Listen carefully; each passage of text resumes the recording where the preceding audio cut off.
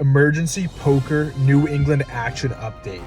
It's Friday, June 2nd, and the poker atlases of Boston Billiards and Chasers look absolutely insane. Needless to say, GTO Optimized is going to get in there. We're talking 3 entire tables of 1-3 guys. This is unheard of since Encore reopened its poker room. Heading up to Chasers right now, and I'll pick you guys up when I get up there. All right, we made it. It's raining, mysterious. The mystery of the session lies in the balance, so I guess it's fitting. I sit down at the 1-3 table, and it doesn't take long for me to get involved. I peel Queen 10 offsuit in the hijack. I just drove like 30-40 minutes to play poker. No shot I'm letting this one go. I bump it up to $15. The small blind, big blind, and limper all make the call. 4 ways to a flop of Queen 3-5 rainbow. I flop top pair, marginal kicker 4 ways. There's no way I'm losing this, so when action checks to me, I make it $25. The small blind calls, and the other 2 players get out of the way. Heads up to a turn, which comes the 8 of hearts. The small blind checks, and I think about checking back for a little pot control. But in my experience, these 1-3 creatures will make some really, let's just say, questionable calls. So I decide to bet now with plans of checking back most rivers. I make it $40, and I'm promptly check raised up to $120. I think for a bit, and come to the realization that this player just flopped a set. These turn check raises are super nutted in my opinion, because players want the betting lead going into the river. I make the semi-reluctant fold, and this player turns over pocket 3s, and yeah, I pat myself on the back for a great read, and get a little confidence boost going into the rest of the session. You didn't have to worry about that. I was drawing. All right, how about we play a hand with a legitimate holding? Ace King offsuit, but with the 2 best suits, spades and hearts. Not saying they're my favorite suits. Diamonds are, because diamonds always hit their flushes. Everyone knows that. But they are the best looking suits. I think we can all agree on that. I'm in middle position and I raise to $15. Somehow, only the super nice old lady to my left makes the call. We're heads up to a magnificent flop of ace, 7, deuce, 2 hearts. I decide to size up. I make it $30 to go, and this is for 2 reasons. First, any ace X is not going to fold. And second, people will not fold flush draws for any price, so sizing up when there's a flush draw is never a bad idea. She makes the call, and we're off to a turn, which comes in offsuit 4. All things considered, a really good card for me. I continue with around a pot-sized bet of $65. The lady to my left agrees with that price. She puts in the call, and we're off to a pretty interesting river, an offsuit 7. My immediate reaction was to bet, but then I started thinking about it. At the river, a lot of her range is going to consist of busted heart draws and 7x holdings. If she missed her flush, she's just going to fold to any bet. If she river trips and I bet, at best I'm going to value on myself, and at worst I'm going to get stacked if she jams and I somehow find a call. For these reasons, I decide to go into bluff catching mode. I check, and she throws out a bet of $115. Well, my plan was to bluff catch, but then I start thinking, do old ladies ever bluff? I've been running pretty bad recently, and my run bad brain is just telling me, dude, she has a 7. Like, old people, especially old ladies, never bluff. Just fold. I try to compose myself and think rationally. It's $115 to win a pot of $340, so I don't need to be right all that often. Plus, I'm at the top of my range, and it's possible that she could be value owning herself with the worst ace. I make the call, and luckily she goes, nice call, honey, and mucks her cards. So we take this one down. I believed you. If that's any I believed her too. That was the. It says downpouring. All right, guys, it wouldn't be a GTO optimized video without at least one punt. There's a middle position open to 15. Action folds to me in the small blind, and I find the 3-bet with 6-7 offsuit. Exactly where I found it, we'll never know, but I'm just telling you guys the action. It folds back to the original raiser, and he makes the call. Heads up to a flop of ace, 7, 9, 2 spades. I flop a pair, some backdoor draws, plus this ace-high board should theoretically be better for me, so I continue with a bet of $35. The low jack makes the call, and the turn comes the jack of hearts. I decide to check. I mean, I don't know. I have some showdown value with my 7. Let's see if we can get to cheap showdown or something. The low jack checks back, and we're off to a brick river, the deuce of clubs. I decide to bet out for $75, fold out missed flush draws or something, even though I beat missed flush draws with my pair of 7s. This bet makes absolutely no sense, and I'm honestly puzzled watching it back right now. Stuff like this tends to happen when you blunder every single street up to the river. You just have no idea what to do. I get what I deserve, though. The low jack raises to $210, and I snap fold. I'd like to apologize to everybody watching that hand. Yeah, this doesn't represent me.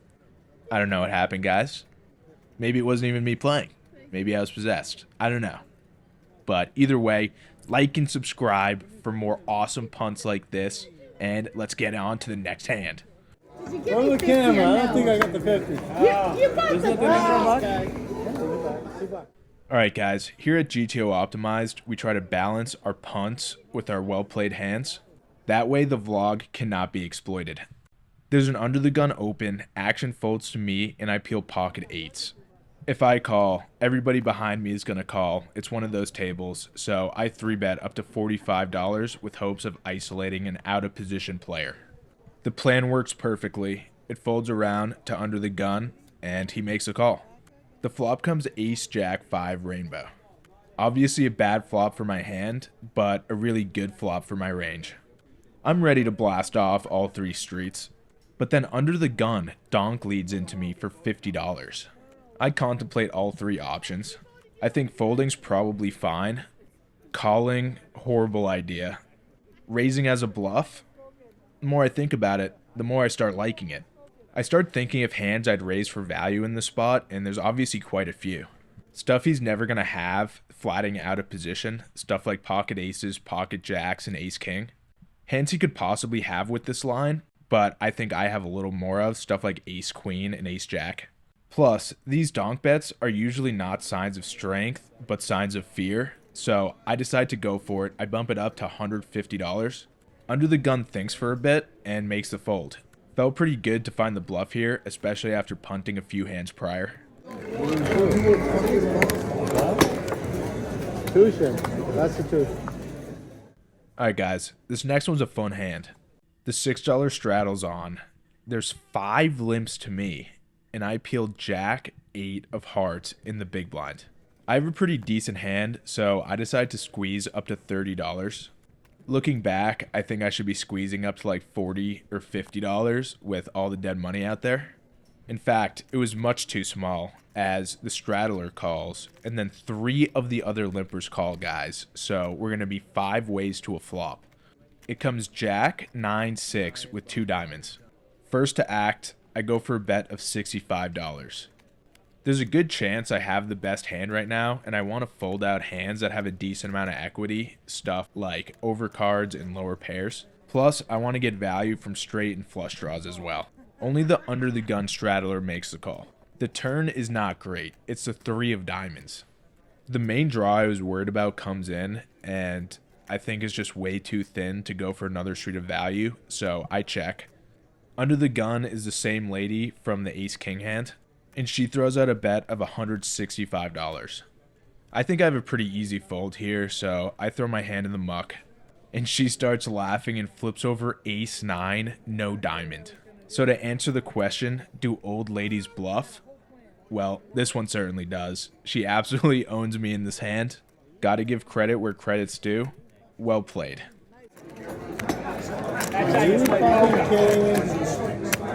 Ace's cracker. This next hand, there's an early position limp, a middle position open to 15. The small blind calls 15, and I peel ace jack of clubs in the big blind. I bump it up to $75. The early position limper makes the call. The original raiser actually folds, and then the small blind comes along as well. So we're 3 ways to a flop with almost $250 in the middle. The flop comes 7-3 deuce with 1 club. The small blind checks, and I decide to go for a bet of $100. This board is pretty dry, so I'm expecting a lot of folds here. Under the gun does fold, but then the small blind check jams for an additional $71. It obviously sucks, but I cannot physically fold getting this price, even with just 2 overs and a backdoor flush draw. I reluctantly stick the money in, praying to improve. That doesn't happen. The board bricks out, and the small blind flips over pocket 5s. Well, that sucked. On to the next hand. Did Laura go home? Wow. Oh, she's right there. Rattled. Alright guys, strap in. This is probably the craziest hand in the history of my vlog so far. There's an under the gun open to $10, 2 colors to me, and I peel 8-7 of diamonds. I 3-bet bluff up to 75. I went a little bigger because people were calling absolutely everything. It folds to the button, and this dude is a blackout drunk Neanderthal. He's a smaller guy, and he's probably had like 8 or 9 beers already. He looked generally confused by my 3-bet and ends up just making the call. It folds around to under the gun, and he makes the call as well. We're 3 ways to a flop of 9, 5, 3, all diamonds. We flop a flush with a redraw to the straight flush. Under the gun checks, and I go for a bet of $100. The drunken idiot then jams for $460. I simply can't believe my luck. Under the gun folds, and I obviously snap call. He tables pocket kings with the king of diamonds, and I didn't want to slow roll him, so I turned my hand over. And let me just play the audio for you guys. What? You kidding me? Don't fucking. Thank you. You fucking deserve that. You kidding me? You fucking kidding me? Yeah, you fucking definitely deserve that. Shut the big dog in that. Fuck that shit. I ain't even gonna fucking easy on you. You fucking deserve that. 8-7. Fuck you. Oh my god. Flush and lose. I'm not even being classist. Fuck that shit, man. Nice hand, I man. am. Dog game. Whatever, man. I mean, Yeah, whatever. fuck it. Oh my god, you're getting so fucking bad. You flip that over, and I'm like, what the fuck? You flip that over, I'm like, what? This lowlife piece of shit sucks out on me after getting it in as a 3-1 dog and just starts berating me. It is just the craziest thing that has ever happened to me at a poker table. I'm obviously pissed. I just lost a $1,200 pot after getting the money in almost as good as possible. I just say nice hand, try to defuse the situation, but he just keeps going. So eventually I'm like, fuck you, buddy, save it for your wife. Now I get up to get more chips. Like, I'm not going to call the floor on this guy. He's blacked out and a huge fish, obviously. So like, yeah, I want to stack him and get my money back. Now here's the audio of when I got up. I say give it all. Give it all. No, can't do that. Come on. Can't do that. Put that shit in. Nope. Give it to me. Nope. Fuck that You're absolutely motherfucker. right. Fuck that motherfucker. Get that shit in here. Fuck He's him. mad. Give me his phone too, motherfucker. Fuck him. So this dude grabs my phone and stops the recording while I'm at the cage getting more chips. This guy was like 50 years old, and it's honestly puzzling how people like this manage to survive to that age. I love poker, but honestly, sometimes it attracts the worst people, and this guy's a great example. Let me know if I'm being too sensitive in the comments, or if this guy was just completely out of line. I don't know. To be fair, there's been plenty of times where I've stacked some misreg and they've gone pissed at me, but never before have I been stacked and just like berated for it. It was just so weird. It did not sit right with me at all. And if you listen closely, there's another dude, some other old guy, who's like agreeing with the drunken idiot that I'm somehow in the wrong there. I don't know what I did, but I'm just gonna assume he's a fucking idiot as well. Regardless, I just have one last message for you two washed up clowns. I am going to do everything I can to ruin your guys' finances. Do yourself a favor, stop playing poker in New Hampshire, or I'm going to own your guys' houses within 3 years. That's a promise. Thanks to Drunky the Clown, we're going to have to do this next hand without any video, unfortunately. It was a pretty big spot, so I feel the need to include it, even though I don't have any footage. Anyway, action folds to me in the cutoff, and I open Queen 10 offsuit to $15. The big blind and button make the call, so we're 3 ways to a flop of 10, 7, 3, 2 spades. I flop top pair good kicker, so I throw out a bet of $30, charging worst 10x and the obvious front door flush draw. The button folds and the big blind makes the call. The turn comes the 10 of clubs, giving me trips. The big blind checks to me, and I go for another big sizing. I make it $125 to go, and after thinking for a bit, he makes the call. With all my run bad, I start praying for a clean river. I do not want to see a spade peel off. Like, just one time, can I have a clean run out? No. No, I cannot. The river is the 4 of spades, bringing in the obvious front door flush, and to make matters worse, the big blind now leads out for $245. My immediate reaction was to fold and retire from this stupid game. I compose myself and try to play the hand as best as possible. I think it's fair to say my hand at this point is just a bluff catcher. When I'm in these marginal spots, that's when I like to look at blockers, card removal, and stuff like that to make a decision. I'm holding the 10 of spades, which is a really good card to have because it reduces the number of flush combinations my opponent could be doing this with.